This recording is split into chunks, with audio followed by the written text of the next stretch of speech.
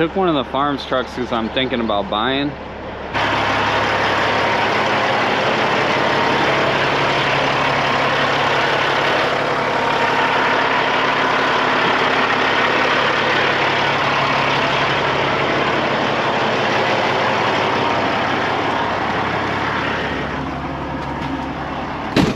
It's a Freightliner, I think it's like a 04 or 05 Freightliner Columbia. It has a beautiful it's cat powered 3406B engine. It's like 505 horsepower. She's a freaking beast. She's a brute.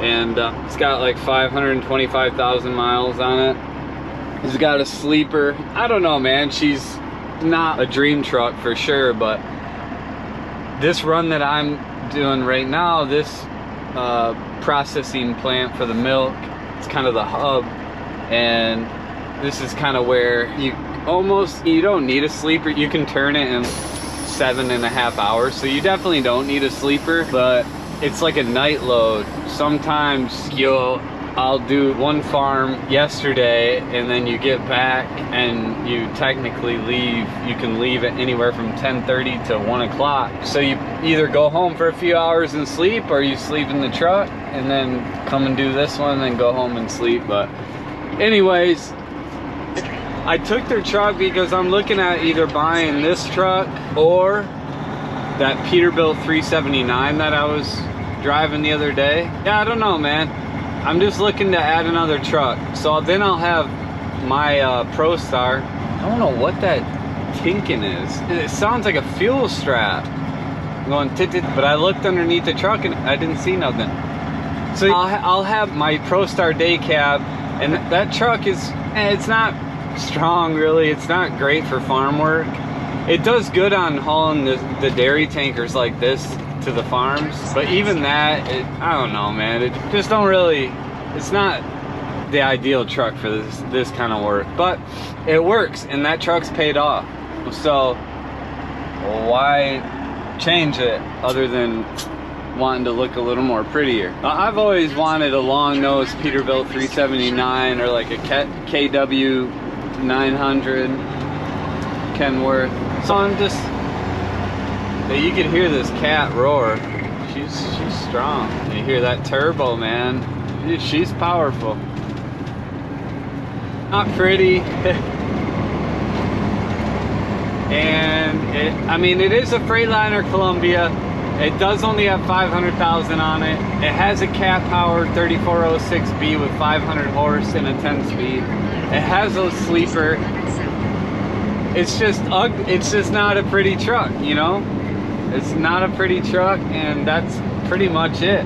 Also has a Peterbilt 379, not the day cab that I was driving the other day, not that red one. He has like I'll try to get it on video, because I think I'm gonna take that one next. Just try that one out. Oh, starting the day in this Peterbilt.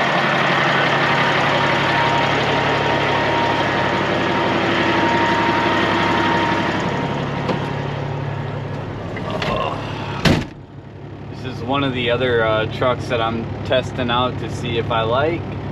Last time I tried out that Freightliner Columbia, and that thing was an absolute beast. This time we're checking out this old Peterbilt 379, but short nose. I love how small the windshield is, and then got that nice little visor, eyebrows. Truck kind of smells. I gotta take some blood to the farm. We're leaving right now it's midnight, so we're leaving earlier than last time. We got to get over to Indiana, North Manchester, Indiana, and then then we come back to the farm. We load up another tanker and take it to the Yoder farm in Hastings. So it's gonna be a long night. But we're gonna try this truck out, this Peterbilt, and see if we might want to buy it. If I don't like this truck, you know, I like that Peterbilt day cab, that Peterbilt 379 over there. The nose is a little bit longer, it seems, than this one. But I don't know, man. I feel like the best buy out of these trucks would be that Freightliner Columbia for longer hauls, and then either that Peterbilt for that Peterbilt 379 that I drove the other day, that day cab, for hauling manure, or he's got an old school Hendrickson. That thing's so old. It's like a little old army truck, but it's so strong. It's got a brand new engine rebuilt. So I don't know, man.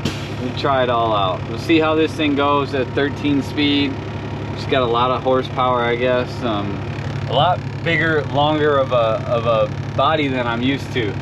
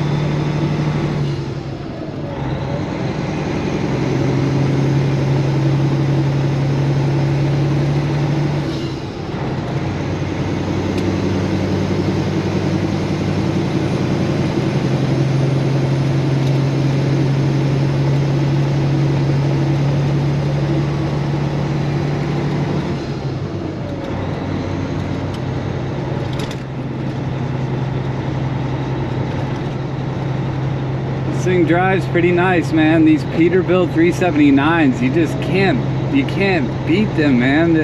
Especially with the cat powered engine, that turbo just screams.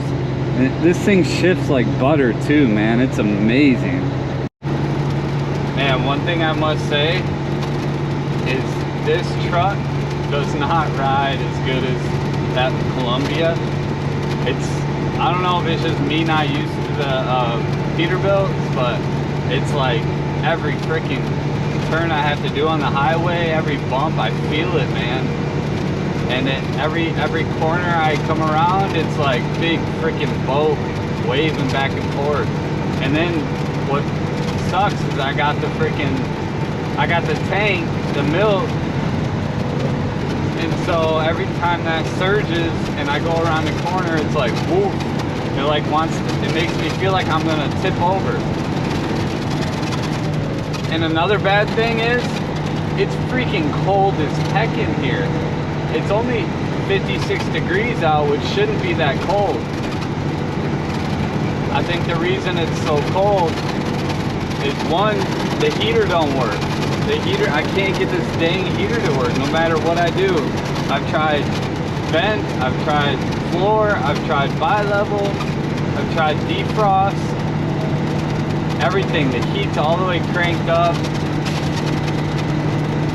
I've tried to do it on low.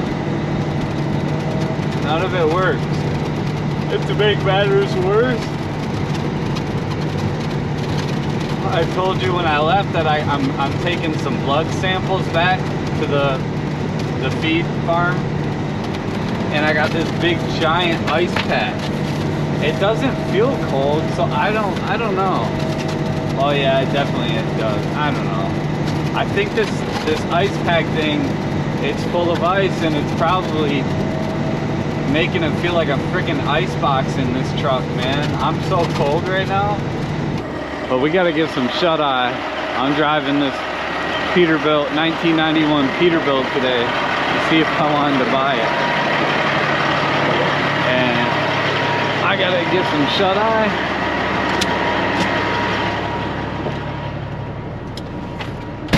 I'm at some random place. There was nowhere to park. kind of dark and sketchy looking. Hopefully the light comes out soon. I'm kind of scared.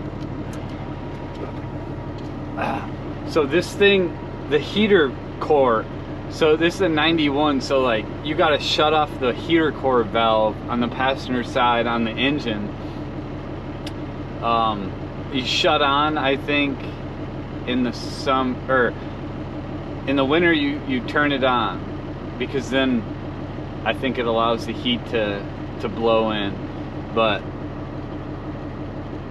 I think I got that right. In the summertime you turn it off, so then you get all that air coming in.